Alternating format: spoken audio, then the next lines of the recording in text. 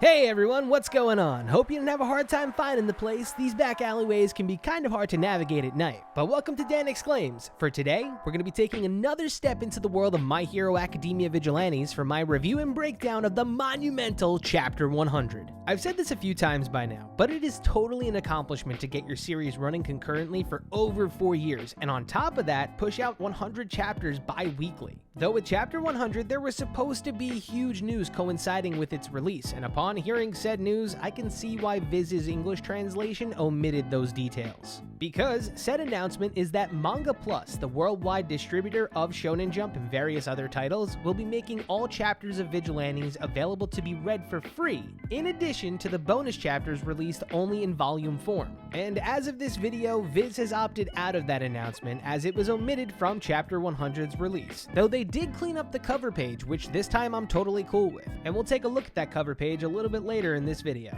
But if you enjoy the content here at the bar, be sure to subscribe to the channel, because we did it, folks. This is my first video over 20,000 subscribers, and as some of you guys said, let's start worrying about 100k. Though if you enjoy my premieres here on the channel, be sure to hit that notification bell as well, and when that drop-down menu appears, change your preferences from personalized to all. That way you can catch my Kaiju number 8 video when it comes out later this week. Now, let's go grab a goddamn drink.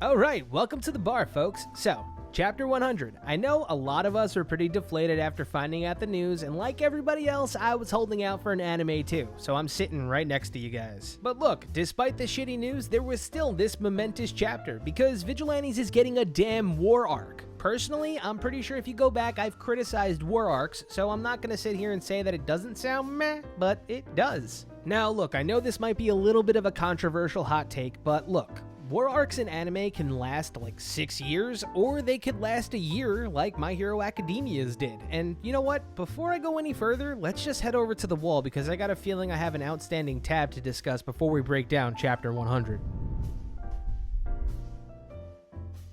Alright, so before we dive into Chapter 100, you guys are gonna have to hear me out because I gotta bitch about war arcs for a little bit. Now, let's be real here. This is a small-scale conflict inside of one part of Tokyo, so when it comes to a series declaring a war arc, well, in general, I feel like the phrase war arc is something I fear for a series, period.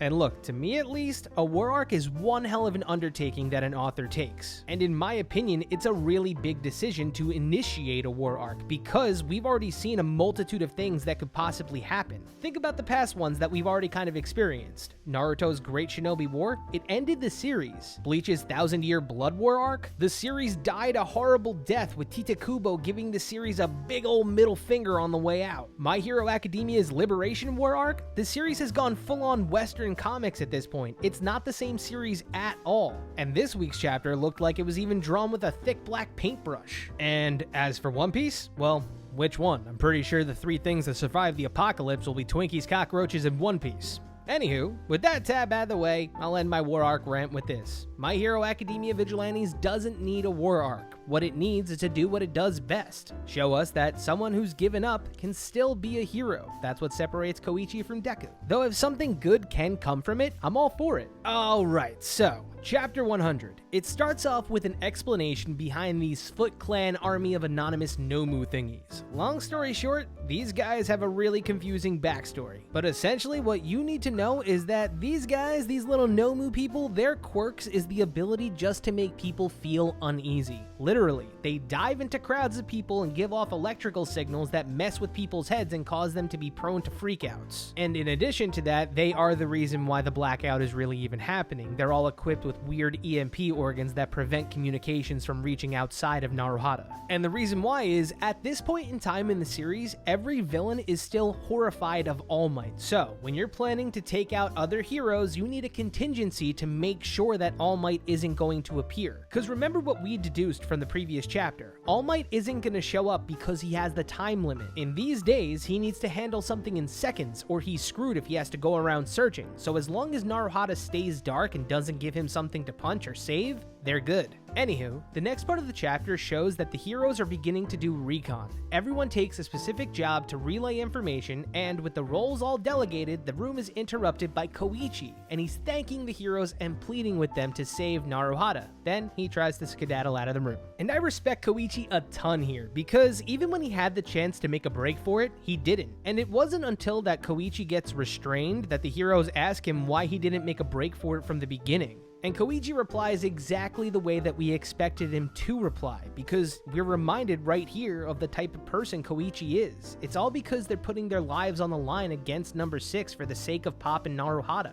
If you work hard for this town, you're gonna earn the crawlers' respect, because once upon a time, this was the town that everybody forgot. There was no heroes, and then suddenly, it has 4 pro heroes roaming the streets. And that conversation amongst heroes ends with Izala taking Koichi under his wing and telling Koichi that he's gonna meet up with Midnight and Tsukauchi himself, so, he'll be the one to turn him into the cops. And at the same time, he'll be able to brief Tsukauchi in on the situation. So yeah, right now we'll take Aizawa's words for face value. We know this is Eraserhead we're talking about. So him volunteering to take Koichi in, it's an obvious ploy. Eraserhead specifically knows that number 6 is gunning for Koichi and Popstep. So there's no way that, to begin with, he was gonna let Koichi out of his sight. And this is panning out to be one of those situations where Aizawa's kind of withholding information from the other heroes because he just wants to stay 5 steps ahead of everyone else. And I mean, come on, we've been waiting for an Aizawa and Koichi team up for a pretty long time. And it was a really telling moment for the story when we see the cries for help and we see how Aizawa and Koichi react to it. Not even 1 page ago, Aizawa was telling him that he's gonna turn him in. Now he's telling him that if someone's life is in danger, it's always okay to stop and check it out. Teacher Aizawa is in full effect right now, and I absolutely love it. I love this. School is in session, man. The thing is, though, that's when the chapter moves back to number 6 and we get a continuation of his villainous monologue that he was gonna break into when the chapter had first started. And I gotta say real quick, this dude loves to monologue, man. He gets a good one in every year, too. Last year was the Endeavor one, and honestly, this plan was well thought out. A lot more thought out than the previous plan. So if I had to grade number 6 here, I would say that he's probably a legit 6 out of 10 villain and climbing. He's very much into the mind game, and Deku hasn't really encountered a cerebral assassin like that, who constantly messes with your head and gives you that overwhelming feeling of you're next. And if I were to say something a little bit controversial and critical of My Hero, it's that My Hero Academia villains are slow burns of villains, because sometimes we don't get enough of them to justify how truly badass they are until the last 10 minutes or the last 10 pages of whatever we're reading and or watching. I mean, look, Vigilantes was the vehicle that fully fleshed out Stain's backstory, which was amazing, mind you. His side chapters have him murdering gangsters, and eventually we see him make the jump into straight killing anyone that gets in his way of his justice. And that's why I believe that out of all of the villains to grace the pages of My Hero Academia, I think that Stain is the best one. I mean, think about it this way. People really didn't fuck with Shigaraki until My Villain Academia when he leveled Deika City. Before that, he really hadn't done anything to significantly affect the status quo. So with that in mind, I think that this could be number 6's Deika City moment, because phase 4 of his plan of the Nightmare Knight is to either assassinate the pro heroes or incapacitate them so he can take care of what he needs to take care of.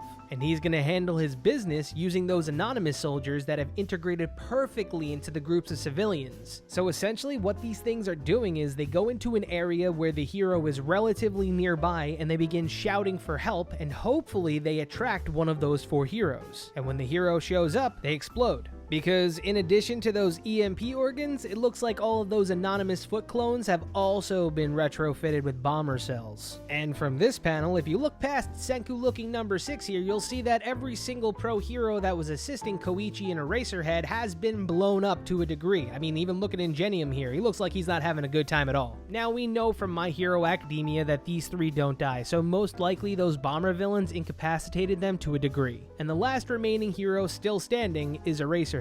But that's when we move back to the people that were shouting for help prior to this scene. And you guessed right, those people shouting for help were indeed bomber villains, and Koichi almost gets caught up in the explosion, but luckily Eraserhead is there and he yanks him back at the last moment. And unfortunately for our heroes, that is not where the chaos ends. A lot more of those bomber villains begin rushing in towards them, and it's probably the best callback I've ever seen to Season 1 of My Hero Academia. And that callback starts the same way that it started back in Season 1. He tells Koichi that he needs to be the one to get out of here now. And Aizawa smiles smiles and kind of breaks into a train of thought that's a little bit off topic, and he tells Koichi that he might know by now that he's a teacher at UA to 20 bratty children that get into fights for no reason and constantly get themselves into trouble. So, when it comes to taking out a pack of villains, this is Eraserhead we're talking about. It's game time. And the final moments of the chapter are Aizawa telling Koichi to man the fuck up and get out of here. He has to get back to the hospital and let Detective Tsukauchi know that the bomber villains are attacking all over the city and that the heroes are working to mitigate the damage and stop them with the sheer amount of these villains just being unknown. And with one final look, Koichi takes off exactly like how Ida took off in Season 1 to get back to the hospital. And I would probably say that it looks like a confrontation between Number 6 and Koichi is about to finally happen. And that's the chapter. So look, if you didn't think that this Nightmare Night is setting the tone for what's currently happening in My Hero Academia, you're wild. I mean, we have like less than 10 Nomus going around ruining Japan right now in My Hero. This entire arc in Vigilantes is 100%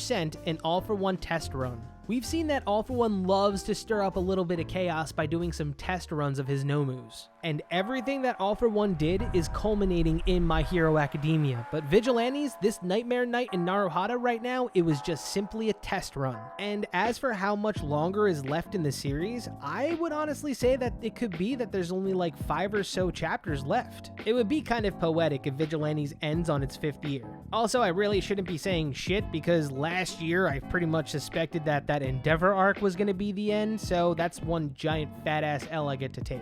But either way, we can say that this arc has a little bit more finality to it than the Endeavor one. I am really curious though as to what everyone thinks of the villain Number 6. I was having a discussion with a fellow YouTuber Plot Armor and we were chatting about whether or not people really outwardly think that Number 6 is a good villain. Like I said in this video, I think that he's a different kind of villain and certainly differentiates himself from the others. Whether he's written well enough to be considered a good villain, y'all know me.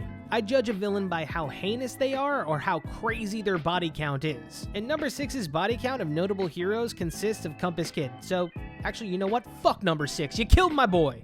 Anyway, for Chapter 100 of Vigilantes, it was pleasant to see Koichi break away from the heroes and finally move on his own again. It'll be interesting to see how the story follows him getting back to the hospital, and we'll have to start assuming whether or not Number 6 is going to take a shot at killing him before he gets back to Pop Step. So, be sure to let me know your thoughts on Chapter 100, and if you haven't given Chapter 100 a read, be sure to. I'm proud of this series, and you should be too. Our boy Koichi is going through some shit, and I really hope the story ends with a satisfying ending. Though, until next time, I'll catch you guys later. Cheers.